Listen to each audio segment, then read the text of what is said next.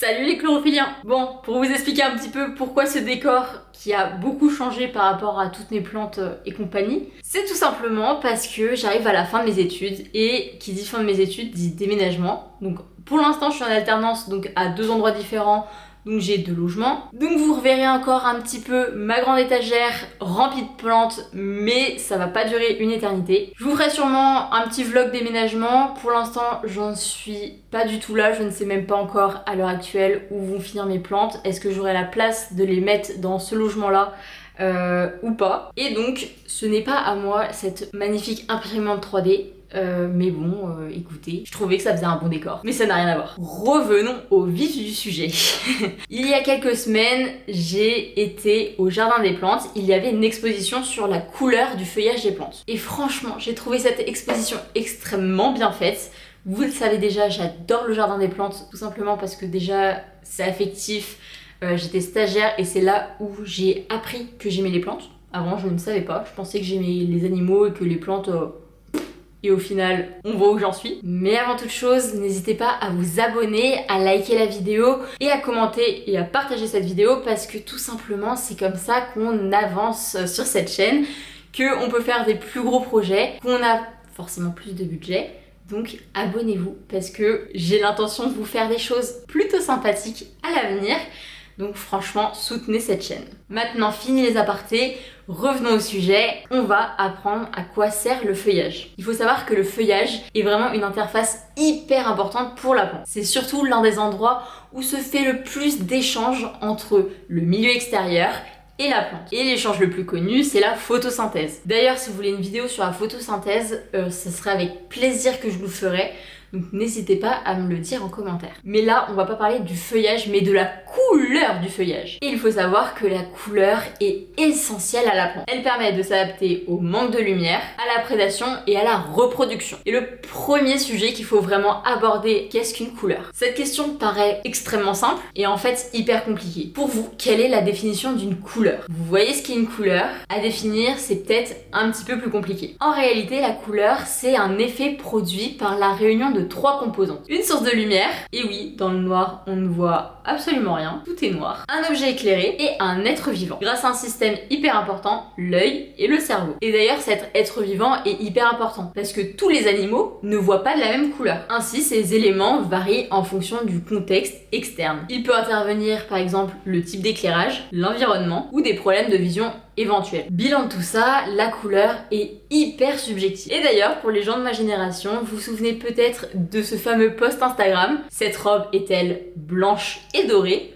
ou bleu et noir? Je pense que ça fait bien 10 ans ce truc là, hein, donc ceux qui n'ont pas la ref, bah vous êtes pas assez vieux. Dans tout ça, il y a une certitude. La lumière est une onde électromagnétique qui est constituée de particules appelées photons. La lumière visible est un tout petit spectre électromagnétique qui se situe entre 380 et 780 nanomètres et qui va du violet au rouge. Et le blanc, c'est l'ensemble de toutes ces couleurs. Les couleurs dépendent donc des longueurs d'onde de la lumière qui est réfléchie, absorbée ou transmise par les pigments des objets qui nous entourent. En bref, un objet transparent transmet toutes les radiations du visible. Le noir absorbe toutes les radiations et n'envoie aucun photon à l'œil. Et le blanc, c'est l'inverse. Il diffuse de manière égale dans toutes les directions et sans absorption. Et l'œil reçoit donc tous les photons. Et pour un objet coloré, toutes les radiations sont absorbées par l'objet, sauf les radiations de la couleur que vous percevez. En gros, dit simplement, une orange absorbe toutes les couleurs, sauf le orange. Et donc, c'est pareil pour les plantes vertes. Les plantes vertes absorbent toutes les couleurs et transmettent le vert. Et quand je dis qu'elles absorbent toutes les couleurs, je parle en particulier du rouge et du bleu. Et c'est pour ça que les lampes dites horticoles, qui ont pour but de faire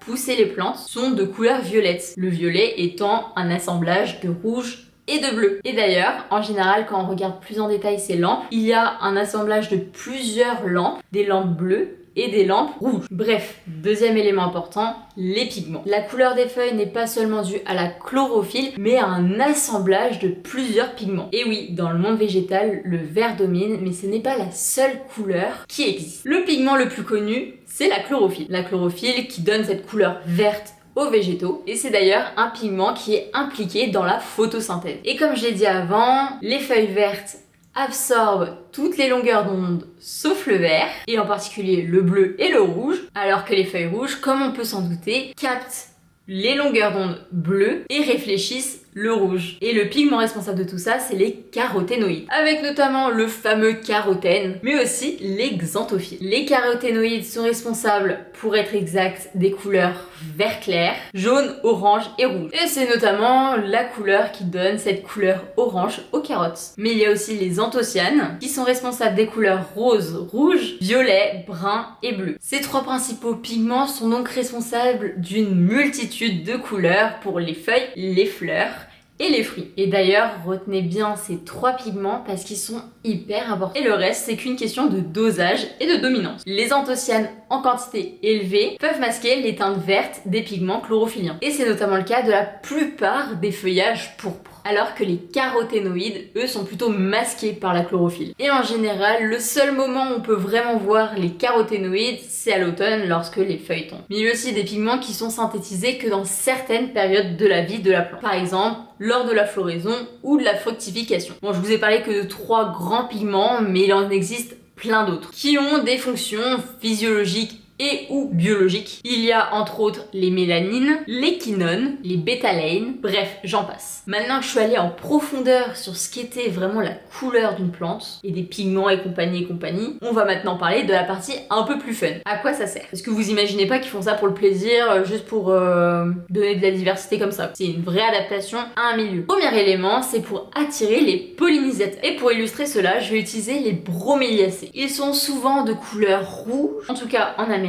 Et si tu as bien suivi, cette couleur rouge est liée aux anthocyanes. Et si vous êtes hyper attentif au monde végétal, vous aurez sûrement remarqué que les dernières feuilles avant la floraison d'un broméliacé sont souvent plus vives. Et c'est un signal pour l'oiseau de venir polliniser la plante. En fait, ces feuilles qui deviennent plus vives permettent d'attirer l'oiseau, comme l'auraient fait des pétales. Mais ce n'est pas la seule plante qui a ce système. Il y a notamment le poinsettia, que vous connaissez sûrement, mais cette couleur peut persister après la floraison. Et pour une raison très simple. Ça va permettre d'attirer des animaux qui vont disperser les graines. Tout simplement, ça va les attirer, ils vont manger le fruit, ça va ressortir par derrière.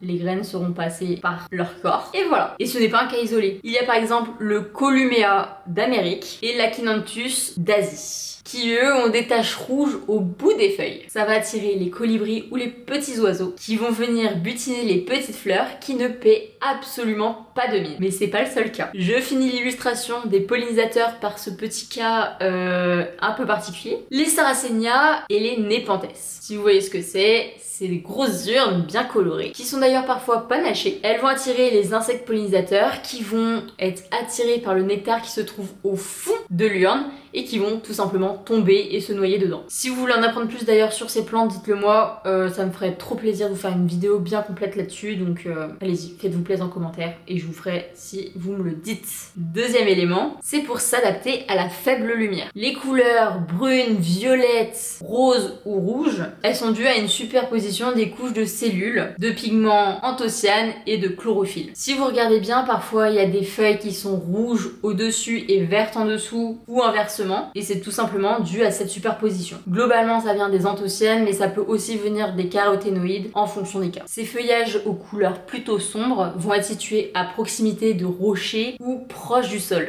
Elles se confondent ainsi assez bien avec les feuilles mortes et donc sont moins attractives pour les animaux, les herbivores en particulier. Elles ne vont donc pas être mangées, ce qui va les aider à croître. Alors que dans des conditions telles, il est assez difficile de survivre, donc ça va leur permettre d'avoir un équilibre. Troisième élément, c'est pour se protéger. Il y a 2 éléments que j'aimerais vous développer. Le premier, c'est la protection des jeunes feuilles. Et le deuxième, c'est la protection contre les prédateurs. Je sais pas si vous l'avez déjà remarqué, mais les jeunes feuilles sont parfois beaucoup plus colorées que les anciennes. Ce pigment, c'est toujours le même, l'anthocyane. Et il permet de se protéger contre les rayons ultraviolets, les rayons du soleil. En gros, c'est un peu comme une crème solaire pour nous. En fait, tout simplement, ces rayons UV peuvent endommager l'ADN de la plante, mais aussi les protéines qui sont contenues dans les feuilles, parce que les jeunes feuilles sont beaucoup plus sensibles que les feuilles un peu plus vieilles. En vieillissant, des enzymes détruisent ce pigment, et en ce qui concerne les prédateurs, notamment contre les insectes qui ont une vision différente de la nôtre et qui ne voient pas bien ces couleurs vives un peu rougeâtres. Mais il y a aussi les herbivores qui eux voient très bien les couleurs, mais dans la nature, on sait qu'un feuillage bien coloré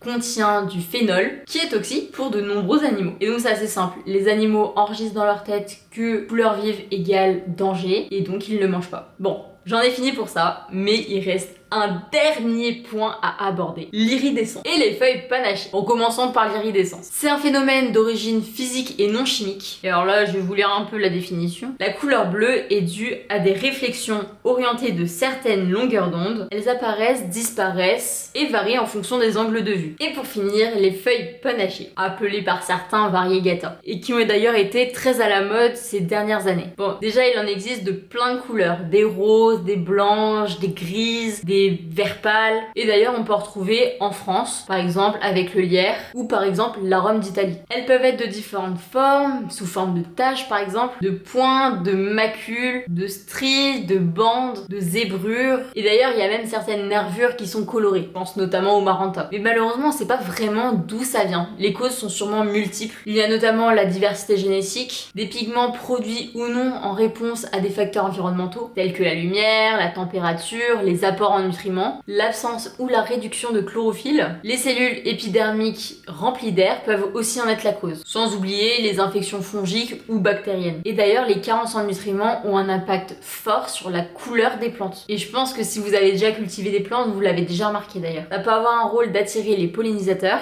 ça peut aussi avoir une fonction de photosynthèse différentielle en fonction de la variation de la lumière, mais ça peut aussi être un trompe-l'œil pour un prédateur. Bref, j'espère que cette vidéo vous aura plu, elle touche à sa fin. Comme je vous l'ai dit au début, abonnez-vous, likez, partagez, commentez, c'est comme ça qu'on fait grandir une chaîne, c'est comme ça qu'on peut avoir des projets toujours plus fous, donc faites-vous plaisir. À la prochaine!